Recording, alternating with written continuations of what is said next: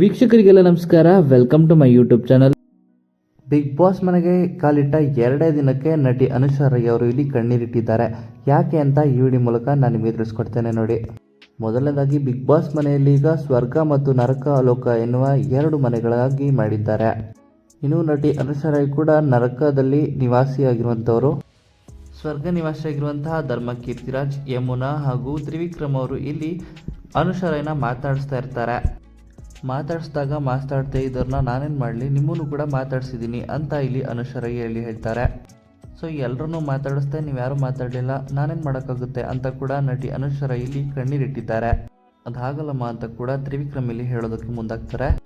ನಾನು ಮಾತಾಡ್ಸಿದ್ರು ನೀವು ಮಾತಾಡದೇ ಇದ್ದಾಗ ನಾನು ಸೈಲೆಂಟ್ ಅಂತ ನೀವು ಹೇಗೆ ಜಡ್ಜ್ ಮಾಡ್ತೀರಾ ಅಂತಲೂ ಕೂಡ ನಟಿ ಅನುಷಾ ರೈ ಇಲ್ಲಿ ಭಾವುಕರಾಗ್ತಾರೆ. ಆದರೆ ನಟಿ ಮೋಕ್ಷಿತಾ ಮಾತ್ರ ನನಗೂ ಇದಕ್ಕೂ ಸಂಬಂಧನೇ ಇಲ್ಲ ಅಂತ ಕ್ಯಾಮ್ರಾ ಮುಂದೆ ರೆಡಿ ಆಗ್ತಾ ಇದ್ದಾರೆ. ಅವ್ರು ಹೇಳಿದ ಮಾತು ನಂಗೆ ಬೇಸರ ಆಯಿತು. ನೀನೇನು ಮಾಡದೆ 4 ವಾರ ಇರಬೇಕು ಅಂದ್ಕೊಂಡಿದ್ಯಾ, 4 ವೀಕ್ಸ್ ಅಷ್ಟೇ ಇರಬೇಕು ಅನ್ನೋ ಆ್ಯಟಿಟ್ಯೂಡ್ನ ಮೇಂಟೈನ್ ಮಾಡ್ತೀರಾ ಅನ್ನೋ ಮಾತು ನಂಗೆ ಇಷ್ಟ ಆಗಿಲ್ಲ. ಅದು ಸ್ವಲ್ಪ ನನಗೆ ಬೇಜಾರಾಯಿತು ಅಂತ ಹೇಳಿ ನಟಿ ಅನುಷಾ ರೈ ಅವರು ಒಬ್ಬರೇ ಇಲ್ಲಿ ಅಳ್ತಾ ಕೂತಿದ್ದಾರೆ. ಸ್ವರ್ಗ ನಿವಾಸಿಯಾಗಿರುವಂತಹ ಕೆಲವು ಸದಸ್ಯರು ನಟಿ ಅನುಷಾ ರೈಗೆ ನೀವು 4 ವೀಕ್ಸ್ ಅಷ್ಟೇ ಇರೋದಕ್ಕೆ ಮಾತ್ರನೇ ನಿಮ್ಮ ಆ್ಯಟಿಟ್ಯೂಡ್ ಇದೆ ಅನ್ನೋ ರೀತಿಯೇ ಹೇಳಿದ್ದಾರೆ.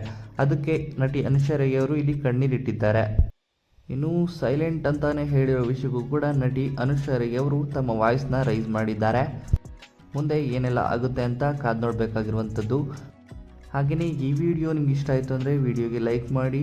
ಬಿಗ್ ಬಾಸ್ ಸೀಸನ್ 11ರ ಇನ್ನಷ್ಟು ಹೆಚ್ಚಿನ ವಿಡಿಯೋಗಳಿಗಾಗಿ ನಮ್ಮ ಚಾನಲ್ಗೆ ಸಬ್ಸ್ಕ್ರೈಬ್ ಮಾಡಿ. ನಟಿ ಅನುಷಾ ರೈ ಅವರು ಕಣ್ಣೀರಿಡುತ್ತಿರೋ ಬಗ್ಗೆ ನಿಮ್ಮ ಅನಿಸಿಕೆಯನ್ನು ಕಮೆಂಟ್ ಮೂಲಕ ಕಮೆಂಟ್ ಮಾಡಿ ತಿಳಿಸಿ. ಹಾಗೆ ನೀವು ಕೂಡ ನಟಿ ಅನುಷಾ ಅವ್ರಿಗೆ ಸಪೋರ್ಟ್ ಮಾಡ್ತೀರಾ ಅನ್ನೋದಾದರೆ ನಿಮ್ಮ ಅನಿಸಿಕೆಯನ್ನು ಕಮೆಂಟ್ ಮೂಲಕ ಕಮೆಂಟ್ ಮಾಡಿ ತಿಳಿಸಿ. ಹಾಗೆ ನಿಮ್ಮ ನೆಚ್ಚಿನ ಕಂಟೆಸ್ಟೆಂಟ್ ಯಾರು ಅಂತ ಕಮೆಂಟ್ ಮೂಲಕ ಕಮೆಂಟ್ ಮಾಡಿ ತಿಳಿಸಿ.